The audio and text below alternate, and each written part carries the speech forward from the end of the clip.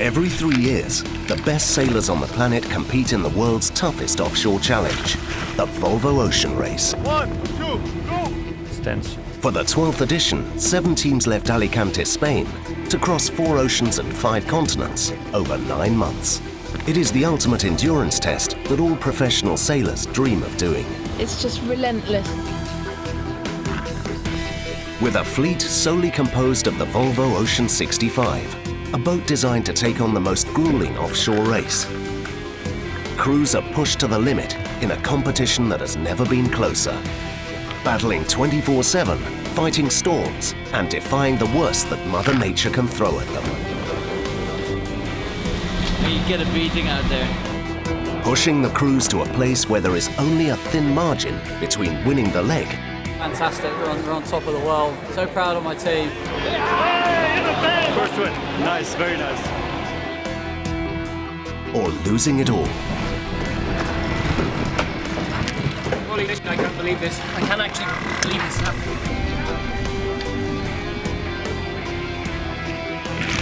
This is their story.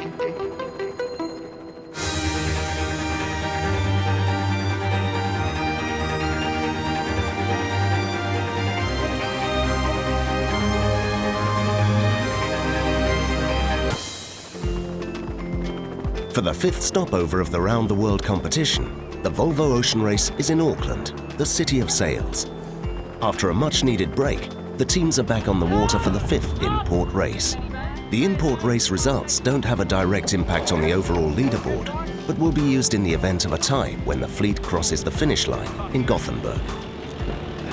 The 6 boats set off in steady winds, with Leg 4 winner Mapfre at the top of their game. But soon, a tenacious Team SCA takes the lead. The all-female crew is sailing perfectly, leading the fleet for the rest of the in-port race and becoming the first team to win it twice. If the weather conditions were perfect for the in-port race, Mother Nature has decided otherwise for the start of Leg 5. A huge cyclone nicknamed Pam is on its way to New Zealand, bringing chaos in its trail. It's a full-fledged Category 5 hurricane at the moment.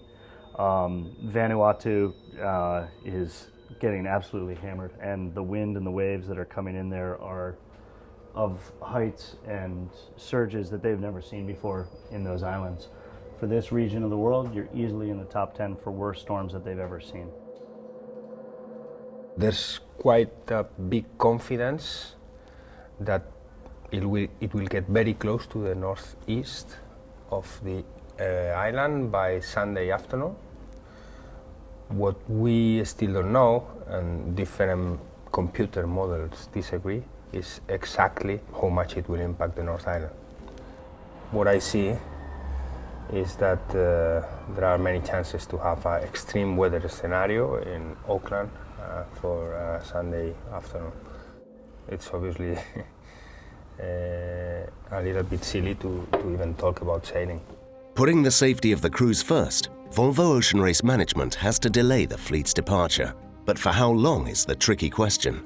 This image here is approximately the time when we would have normally started. And what you end up having is a very strong easterly flow pushing not only a ton of water, a ton of wind, and a really high sea state. The southeastern quadrant of a storm like this is typically the worst, and there's some sea state estimates that are showing over 20 meters in wave height.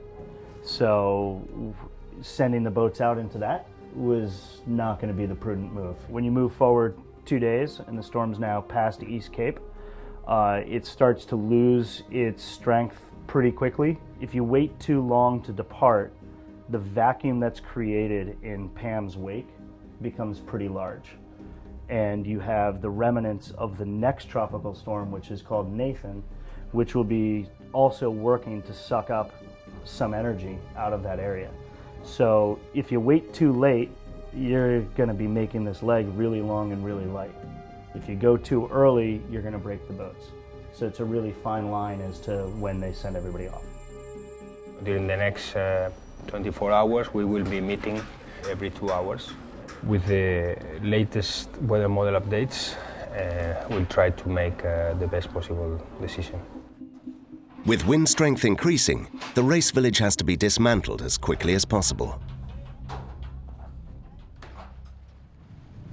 As the original day of departure arrives, Jack Lloyd, the race director, believes that race control is close to making a decision.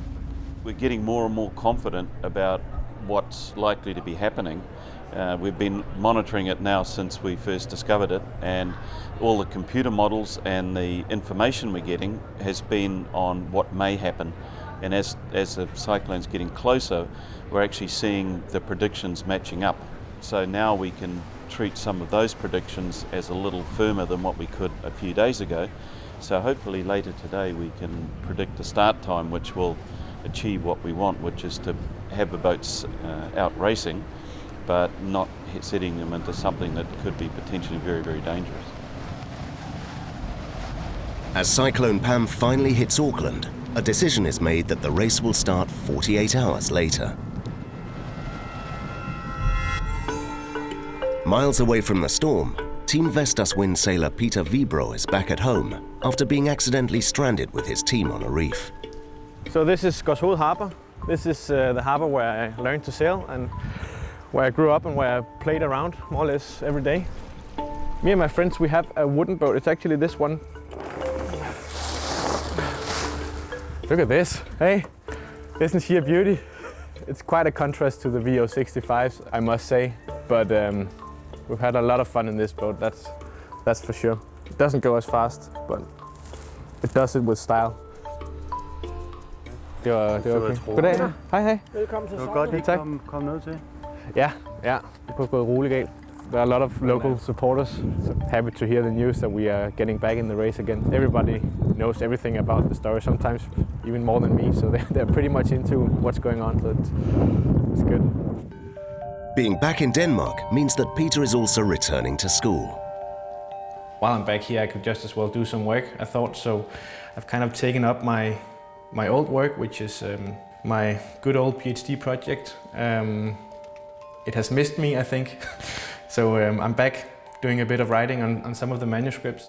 My PhD is in pharmaceutical sciences. We are developing nanoparticles to improve the efficacy of existing drug compounds. So we are encapsulating drugs in these nanoparticles and try to improve the properties of the drugs, basically. I've always been kind of doing both my studies and the sailing on a pretty high level. It has been quite hard, but I have somehow managed to get through both of it, doing both at the same time. When I told my mom what I was about to do with all this offshore sailing, I think she kind of knew what it was, but she didn't really have an exact idea of what I was actually going into and the risks associated with it. But I guess she found out when I hit a reef in the middle of the Indian Ocean. The guys on the boat knows that I'm doing some weird kind of stuff in a lab that probably will never see the world. Yeah, I don't think really they know what I'm doing. Some kind of nano thingy, and I think that's more than enough for them. It's two completely different ways of looking at nature. In the lab here, the things we're doing, we cannot even see it with the visual microscope. We need to use special microscopes in order to just visualize what we're doing. And out there, we look at the universe and at the stars that I've never seen before. So it's really in a much larger scale that you observe the nature out there compared to here, and I must say a bit more controlled environment in here than out there on the oceans.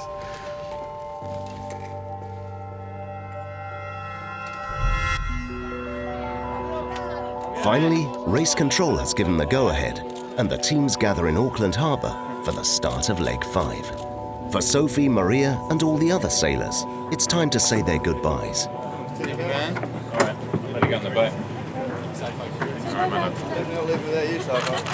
We're always a bit worried at the start, but now that the worst of Cyclone Pam is gone through, then it's a bit of a relief, but still the mythical Cape Horn, so you do worry a little bit until they've been crossed. For Maria's husband and Abu Dhabi navigator Simon, emotions have to be put aside as thoughts turn to the race. We're going to want to stay quite close to the fleet because there's quite a lot of variability of what happens in the Bay of Plenty. and chances are, even if there's good pressure and we stay sort of outside the Mercury Islands for wind, we're going to want to cut back. For those who've been in the Southern Ocean waters before, this leg brings back a lot of memories. Best part and worst part of the Southern Ocean? Getting into it and leaving it. Going north again, warm water. Worst part is starting, best part is finishing. Rounding Cape Horn, well actually the Falklands, because then it starts getting warmer. I hate getting cold. Long leg, long at distance. Hopefully not too much time, but you never know. Didn't think it was going to be a long leg last time I did it, but it turned out to be about 33 days. Judd, how many Southern Oceans is this going to be for you? Too many. Need to get my head checked. Not being able to sleep because my tootsies are so cold, and being on deck shivering with frozen hands that really hurt. And when the cold water hits your face, I hate that. Are you looking forward to your return to the Southern Ocean? Not really. Anybody who says they are is lying. It's the best sailing in the world. It's been long enough since the last time that the bad memories have faded away, leaving just the good ones. So I'm sure I'll be reminded of some of the bad times as well on this leg, but looking forward to the good times. And for the ones who have never been there before, it's a mixture of emotions. I think it's easy to get deceived by the conditions we have now at the start. You know, we got 6 knots of wind, but I'm excited. You know, it's something we've been looking forward to for a really long time. I'd be lying if I said I wasn't a little nervous. Pretty big task we got ahead of us and something we've never done before. But it'll definitely be a lifelong memory, and I'm looking forward to experiencing it. I've been excited for days, but then when the morning comes, I think kind of nerves and everything, and just knowing how far the journey is, like it just kind of tones things down a bit. You know, I'm really looking forward to just having the experience of doing the Southern Ocean, and you know, it's kind of like that big scary monster in the back of your head that you really want to confront and see what it's all about, and have that experience and have that to kind of look back on for the rest of your life.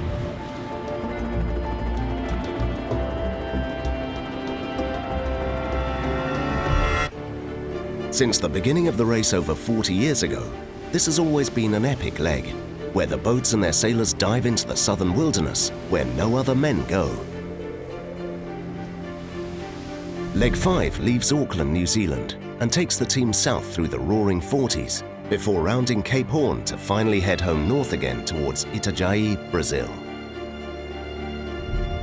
Over 12,000 kilometers in one of the most isolated places on the planet. Leg 5 is what defines the DNA of the Volvo race. It means sailing in the most remote ocean on Earth, in the South Pacific, very close to the Southern Ocean, where the weather systems basically have no continents that can stop their movement.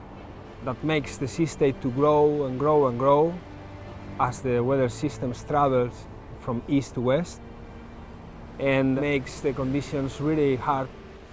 The wind speed average is quite high, but this is not normally the concern. What really limits your boat speed and the ability to push the boat is the wave height. Wave height is always the concern, and what is characteristic in the Southern Ocean and the Southern Pacific is that the wave height is not normally aligned with the wind.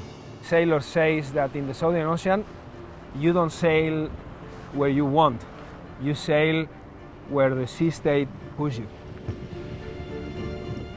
One of the main challenges of Leg 5 is the amount of isolation. You have to keep in mind that 5 days after the start, they will be thousands of miles away from any landmass. If you had to manage any emergency procedure, things will be very, very challenging. Really, when something happens, the only one that can assist you is your competitors. I think every sailor that dreams about doing the Volvo race does that because is dreaming about leg 5.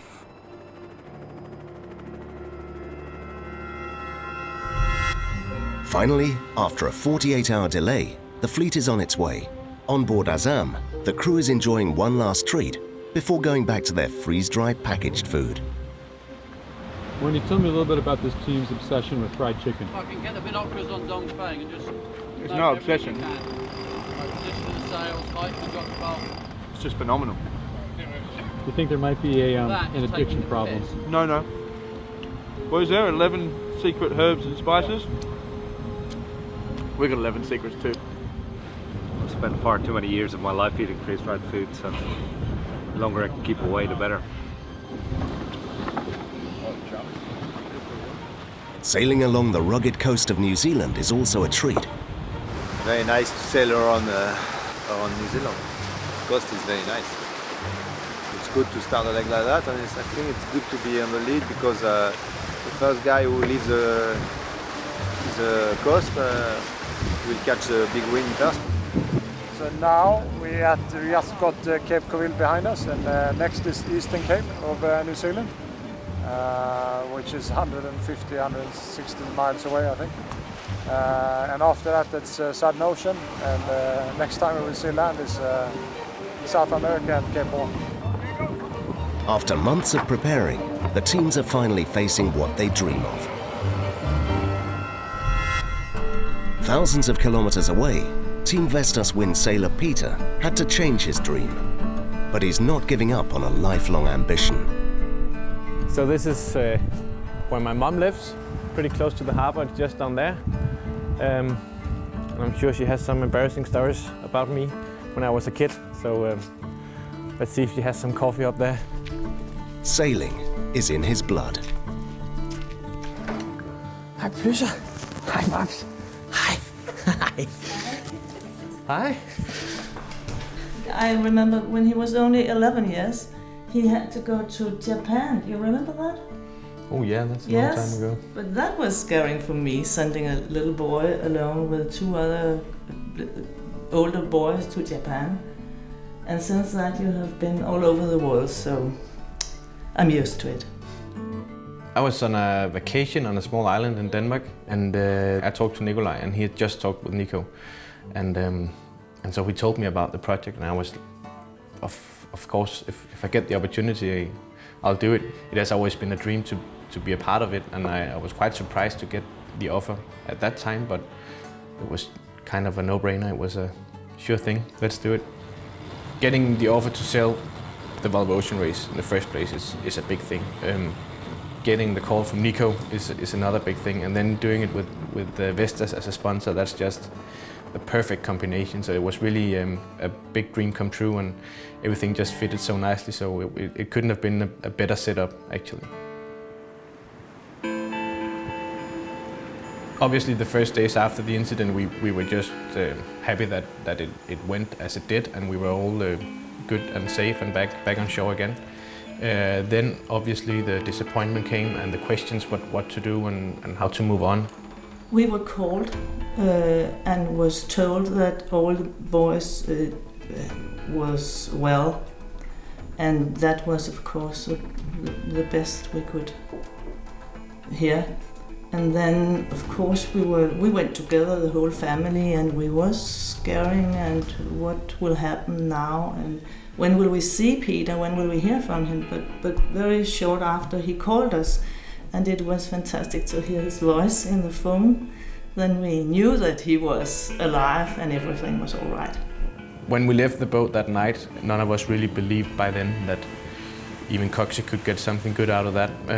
But now, luckily, we have a plan, and everyone have been so supportive from Vestas and Powerhouse and Volvo Ocean Race, and even our competitors have really been supportive. So because of that, we have a plan, and we can start, instead of thinking about what happened, we can actually start to look ahead and see how we can get back into the race.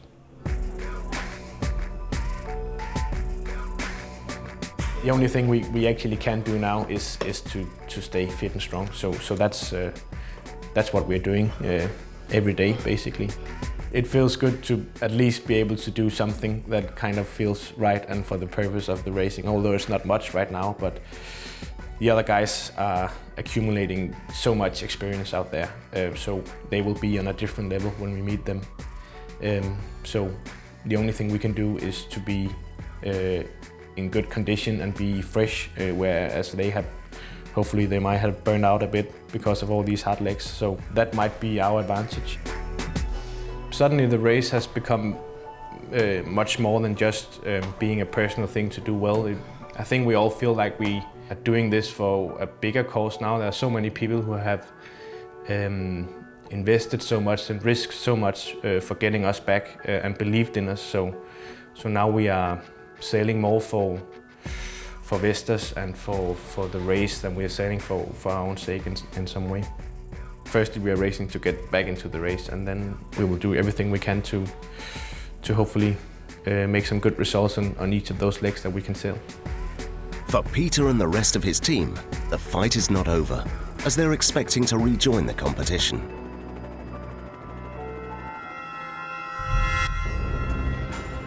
Back on the water, skippers and navigators are upping their games, and tactical maneuvers are in motion. Whilst Team SCA, Abu Dhabi, Dongfeng and Mapfre decide to go south, Team Brunel and Alvi Medica initially head east before the fleet comes together again, seeking stronger winds in the wake of Cyclone Pam. Chasing ex-tropical Cyclone Pam, and so we've got a pretty rugged sea state in behind it. The question is whether you can stay in front of this high and stay on starboard and continue in a nice curve down to the south, or whether the high threatens to roll you and you have to tack south. So we're throwing our eggs into the northerly route, trying to go as fast as we possibly can.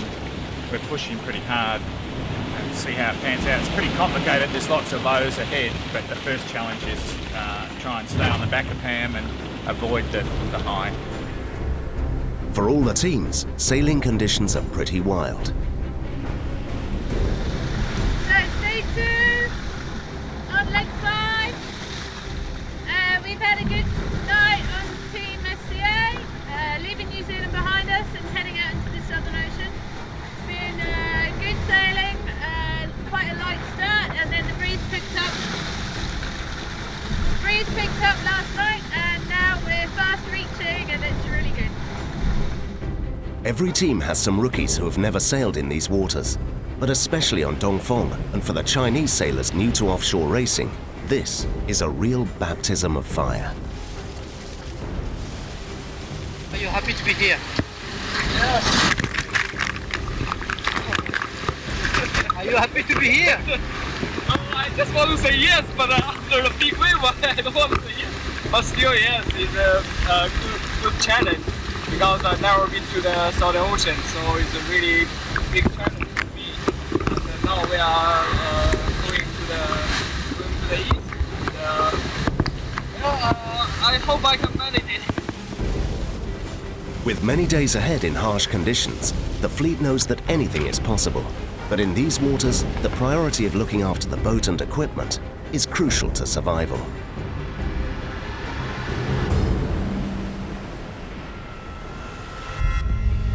Next week, Team SCA needs to fix their radar to avoid sailing blind.